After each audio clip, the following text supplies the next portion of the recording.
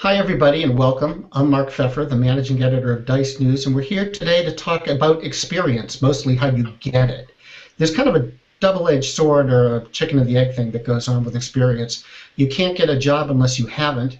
I'm sorry, but you can't get experience unless you have the job, but you can't get the job unless you have experience. So that's a real conundrum, and we're going to talk about it today with Sharadon Smith, who's a training advisor at the Nova Job Center in Sunnyvale, California, and with Catherine Powell, who's the guide for the Dice software engineering talent community. The topic's aimed at both career changes and those who want to enter the workforce for the first time. So we're going to try and cover a broad spectrum of questions and issues regarding to the subject. So first, let me say welcome, Sharadon. Welcome, Catherine. Thank you. Okay. So one of the things that a lot of people say is the most basic way to find experience is to get an internship. So I've got two questions about that. First of all, does it make sense to get an internship if you've been out of school for years? And if it does, how do you find them when you're not associated with some kind of college career office? Sharadon? Usually if you've been out of school for a while, internship's probably not the right term, although getting some kind of project-based opportunities is great if you can do that. Usually internships are for those almost out of school or those who have just graduated. They're hard to find, but you need to look for places where they need your skills, where they're willing to let you try it out a little bit. So that might be a nonprofit sometimes is a great place to get some experience. Of course, you want to work using the skills that you have. You just don't want to go and do clerical work or whatever. But if you can work with some nonprofits, that's a good start. I noticed that LinkedIn just started a volunteer network for 501c to try to match up nonprofits with people who are looking to get more experience. Catherine, what do you think? When you are interviewing somebody and you see they've gotten experience through this kind of thing, volunteering at a nonprofit or something else, how do you react to that?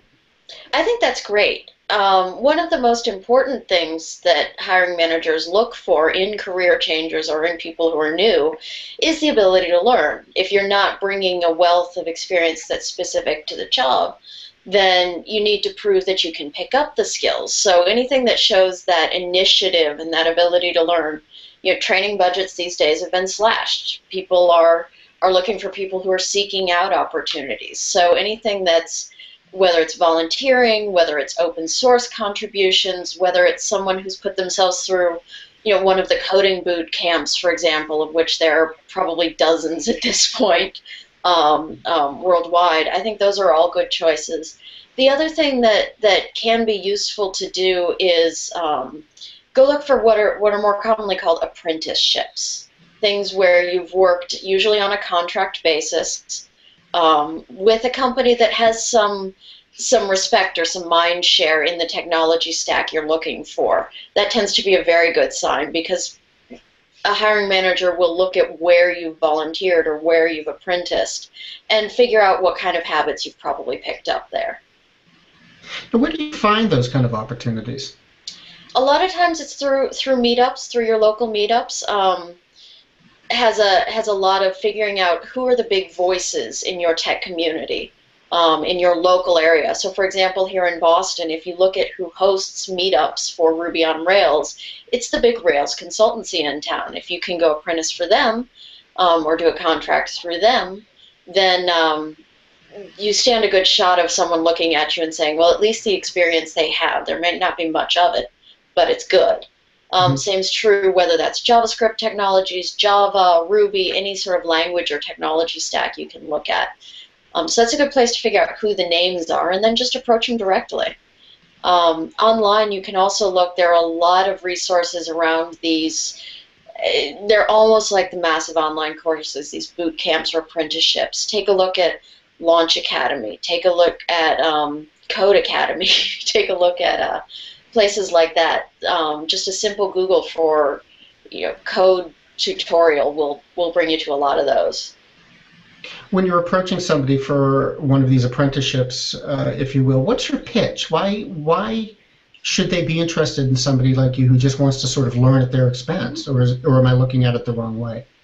Not at all. I think it's important, particularly if you're in a mid-career and looking at a career change. I think it's important to remember that although you don't have experience in this field, you have a lot of experience. You have a lot of knowledge, and that to me is the pitch. Is I may not be the best coder in the world yet, but I was a financial analyst, and if you have any financial projects going on where you're building software for finance, I bring a lot of information there to the game. I'm going to understand this, and that's going to make me make good decisions. So I'd say look for projects or pitches that really match your old skill set as well as your new skill set. Mm-hmm. Sheridan, what do you think? No, that's an excellent way. You want to show what you have that's unique. And so in this case that Catherine just gave us here, you're bringing in financial that maybe not all the programmers have. So if you can show your strengths and say, I'm eager to learn, and are there any projects where I can practice, that would be good. I wanted to mention a couple of other places where sometimes you can find some opportunities. Professional associations, in addition to meetups, are great places to find that. Also, there's websites where people can just put out little projects, and it can give you a chance to try them. Elance is an example of that. Sometimes they expect you to do it for free. Sometimes you get a whole $500. But it gives you a chance to start building a portfolio. I've done this little project. I've done that little project. Just to show, A, you're getting some experience, and B, you're a go-getter. Let me come back to something you just touched on. We hear from a lot of users who, when we suggest they volunteer or go do something for free, really get their backs up. They just feel that their work, whatever they do, is valuable enough that they should be somehow compensated for it, even if it's not very much. Can you, Sheridan, put that in perspective for me?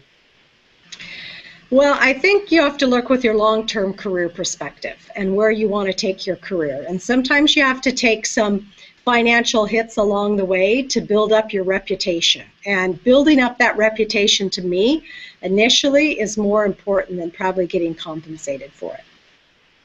Yeah, what about you, Catherine? You must have talked to people in this position. Yeah, I completely agree. And I know sometimes it's hard for people to take that financial hit, particularly if they're coming from a reasonably well-paying career. And that's why I strongly encourage people to look at making this transition while they're still working, if they at all can, just to give themselves that financial buffer. Because when you're starting over, whether it's because you're coming out of school or whether it's because you're switching careers, you're essentially resetting your worth to companies back to the junior level, and you need to expect to be compensated appropriately. It's not necessarily zero, although if zero gets your foot in the door and leads to more later, that's not the worst thing in the world. So we should probably say that having a day job and doing this kind of work, they're not mutually exclusive. I mean, you could be doing this volunteer work or some of this apprenticeship work at nights and weekends, couldn't you? Absolutely. Certainly. Okay. Yeah, I think that's one of the misperceptions is people feel that it's just they've got to do one or the other and go without a paycheck for a certain amount of time, which just really isn't true. Let's take a look now at the whole experience thing from another angle. Instead of talking about not having enough experience, let's talk about what happens when you might have too much experience. If somebody has experience but they see a job that might be quote unquote beneath them, and they don't want to disqualify themselves as being too experienced, for that job. Catherine, what should somebody do in that position? Should they minimize their qualifications or exclude some of them from their resume? I think it's important whenever you're applying for a job, regardless of what level it's at, to tailor your resume to the job that you're looking for, to highlight the most relevant experience and minimize the experience you have that's maybe a little less relevant. A lot of the concern there falls into two areas from a hiring manager's perspective. One is if this is a person who's taking this or who's considering this job as demeaning or beneath them or something that they're too experienced for, how long are they really going to last? And when I'm investing in the hiring process, that's something I have to consider, is how long is this person going to stay? And then secondly, are they going to be interested in or willing to do the work, or are they just going to feel annoyed all day that they're doing junior type type work when they're a senior type person. So I think it's important in your resume and in a phone screen to convey that you really are looking for this position and what's exciting about it to you. Not just it's good enough and it's there, but why is it something you're actually actively interested in? Sharadon, do you agree? Is there a way that you can use your resume to sort of paint yourself as appropriate for the new job using the experience you got from your old job? You can certainly do that, and what Catherine was saying is tailoring it. You probably don't want to put some of the really old. When I look at someone's resume and they have Fortran on there, for example, but they're not listing some of the newer programming languages, it doesn't have to. A resume shouldn't be your full life history. It should be targeted to the skills that company wants, and you are demonstrating that you have that. And so that's what you should be focusing on. Take out a lot if it's not going to do that. And also, as Catherine said, if you're coming from a higher position, you need a good story. You need to explain why you want a position like this, why you're passionate about it, and so that they get a sense that you're not desperate, but that it's the kind of work you really want to do. What's a good answer for that question? I mean, I suppose putting it more bluntly than would ever be asked in an interview, someone might essentially say, why are you willing to take a step down? What's a good way to answer that kind of question? I think there are a few ways you can answer it. One is to emphasize how this is not a step down to you. So, for example, I had a candidate in a few months ago that we actually, he ended up taking another position in a similar area. And I said, so why exactly, you were a VP of engineering, why are you seeking a coding position? And he said, look, I've been a manager for years and I really just miss coding and I would like to put my hands on the keyboard and feel like I'm creating something again. And I thought that was a great answer because it explained why to him it's a step up and not down, even though by titles alone it looked like a step down. Sharadon, what do you think? Yeah, that's a good example. I was also thinking of someone I worked with who, I think it's a little easier if you've been a manager and you're willing to not be a manager. If you can talk about, I've always loved coding, I've done it on my own at home even when I was a manager, that's where I want to spend my focus. Sometimes I've even had people say, I'm at a position in my life and career where salary's not upmost in my life right now, and I get to focus on what I love to do. Okay. So let me come back to something that, Sharadon, you said a minute ago about someone who has Fortran on their resume. If they have a lot of old technologies on their resume and just a smattering of new ones, how can they bridge that old experience with the new technology and the new challenges that they're after in the new job?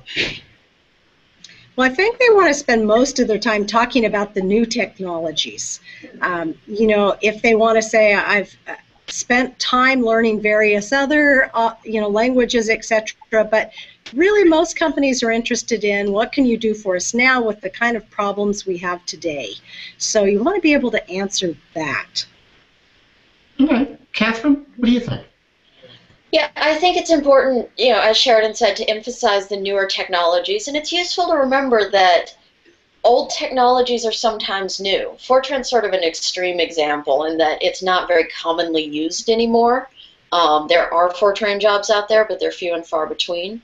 Technologies like Java, if you started with Java in the mid-90s, nearly 20 years ago now, it's still being used today. That's an old technology that's still completely relevant. So if you can emphasize those technologies, I think it's important to recognize what's being used today and to talk most about that. Hey, looking a little forward, a little bit ahead, Catherine, how do you pick the new technologies that are going to turn into the Javas? Boy, you guess. Try them all. That's my advice. No one really knows what's going to win or why in the end. Sometimes things will catch fire, sometimes things won't. Sometimes things will catch fire at different times. Take a look at the variety of languages, the variety of technologies, and general trends become apparent. Within that, if you've used one but not the one that happens to win, as long as you keep jumping back and forth and playing with them and you can talk about it, I think that's fine. No one's going to not hire you if you've used the backbone JavaScript framework because that's 18 months old and the new JavaScript framework is Angular. People will still talk to you for that. The trick is not to get way out of date. Okay.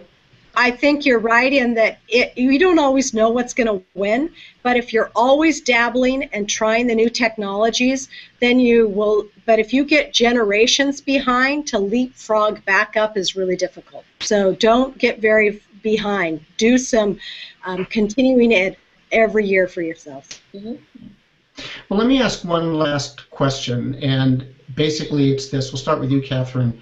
What is the single most important advice you can give to somebody who is trying to bridge this experience gap?